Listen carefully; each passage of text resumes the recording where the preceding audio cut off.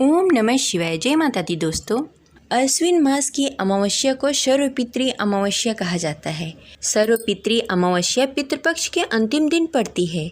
इसे महालय अमावस्या या सर्वमोक्ष अमावस्या भी कहते हैं। इस दिन किए जाने वाले श्राद्ध, तर्पण और अनुष्ठान सभी पूर्वजों को समर्पित होता है। इस तरह से पितृपक्ष में पूर्वजों का आशीर्वाद प्राप्त करने का अंतिम अवसर होता है। इसके बाद तर्पण करके उनको औपचारिक रूप से विदाई दी जाती है। इस दिन पितृपक्ष समाप्त हो जाता है और उसके अगले दिन से शारदीय नवरात्रि प्रारंभ हो जाती है। इस बार यानी कि साल 2025 में सर्वपितृ अमावस्या 21 सितंबर को पड़ रहा है। इस दिन इस साल का दूसरा और अंतिम सूर्य ग्रहण भी लगने वाला है। तो आइए आज की इस वीडियो में हम जानते हैं कि साल 2025 में सर्वपितृ अमावस्या कब है, पूजा का शुभ मुहूर्त क्या होगा, दान और दर्पण कैसे किए जाएंगे और यह सूर्य ग्रहण हमारे यहाँ दिखाई देगा या नहीं देगा, इसका सूतक काल भारत में लगेगा या नहीं लगेगा। तो ये पूरी जानकारी आज के इस वीडियो में हम देने वाले हैं। तो इस वीडियो को अंत तक अवश्य देखिए। अगर आपको जानकारी अच्छी लगे तो इस वीडियो को लाइक करके कमेंट बॉक्स में हर हर महादेव अवश्य लिखें।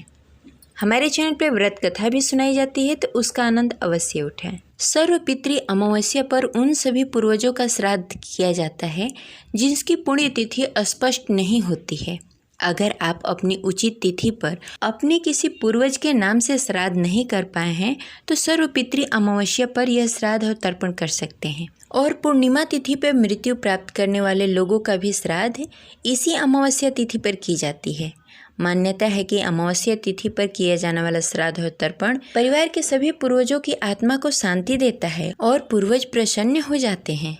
इस अमावस्या पर साल का दूसरा सूर्य ग्रहण लगने वाला है, लेकिन यह सूर्य ग्रहण भारत में नहीं दिखाई देगा, जिसके कारण इसका सूतक काल भी हमारे यहाँ नहीं लगेगा। लेकिन ग्रहण के समय कुछ बातों का ध्यान देना होगा।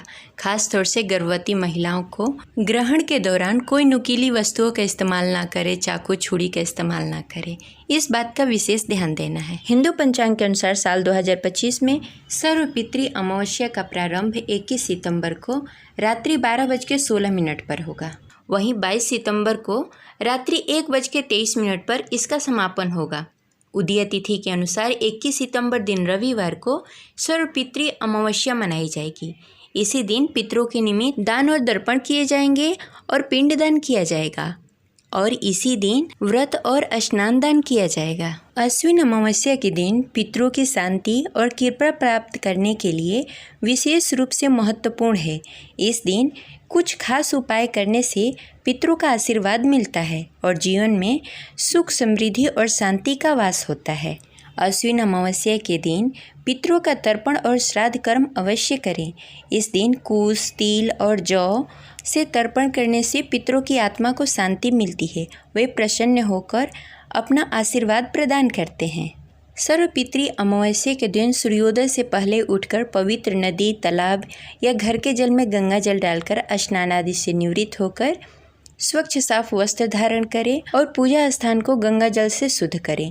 इस दिन अपने पितरों के नाम पर श्राद्ध कर्म करें। इसमें भोजन, पिंडदान और अन्य आवश्यक कर्मकांड शामिल होते हैं। श्राद्ध कर्म के दौरान ब्राह्मणों को भोजन कराना बहुत अधिक महत्वपूर्ण माना जाता है। यह बहुत ही पुण्यकारी होता है, तो ब्राह्मणों को भोजन कराएं।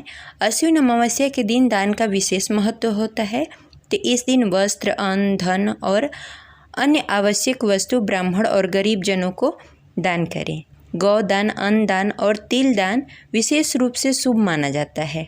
ऐसा करने से पितरों की आत्मा को शांति मिलती है और पितृ प्रसन्न होते हैं।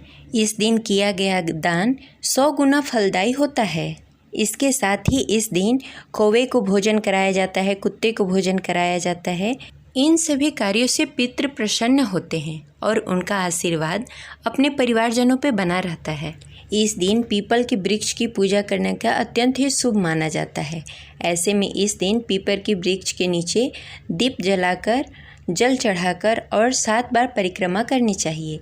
ऐसा करने से पितृ प्रसन्न होते हैं और आशीर्वाद प्रदान करते हैं। और इस दिन गाय को रोटी, हरा चारा और गुड़ खिलाना चाहिए। गाय को अन्न खिलाने से पितरों की आत्मा को संतुष्टि होती है। वे अपने वंशजों को सुख और समृद्धि प्रदान करते हैं। इसके साथ ही इस दिन घर के आंगन में तुलसी के नीचे भी घी का दीपक जलाना चाहिए।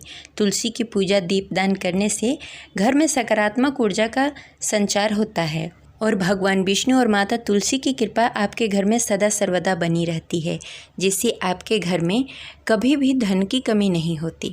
तो ये रही आज की जानकारी। आशा करते हैं आपको अच्छी लगी होगी। तो इस वीडियो को लाइक करें और ज़्यादा से ज़्यादा लोगों को शेयर करें। मिलते हैं अगली वीडियो में। तब तक के लिए हर हर महादेव। जय शिव शंभो।